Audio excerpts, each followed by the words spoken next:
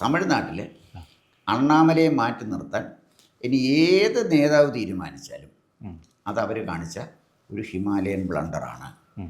തർക്കമില്ല. കാരണം തമിഴ്നാടിൻ്റെ കൾച്ചർ, അതാണ് ഞാൻ പറഞ്ഞത്.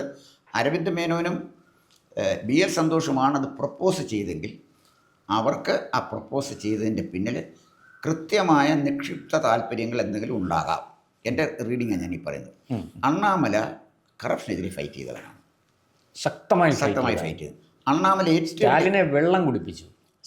DMK ഫയൽസ് തുറന്നുകൂടി സ്റ്റാലിൻ വെള്ളം ആ കുടുംബം തന്നെ, ഈ കരുണാനിധി മാരൻ കുടുംബം, ഈ അവര് അക്ഷരാർത്ഥത്തിൽ പെട്ടുപോയി. തമിഴ് ജനതയുടെ മുന്നിൽ തല കുനിച്ച് നിൽക്കേണ്ട സാഹചര്യം അവർക്ക് സൃഷ്ടിച്ചത് അണ്ണാമലയാണ്. അപ്പം നമ്മൾ മറ്റൊരു കാര്യം മനസ്സിലാക്കേണ്ടത്, ഈ സ്റ്റാലിൻ്റെ കയ്യിൽ കോടാനുകോടി രൂപ ഇരിപ്പുണ്ട്.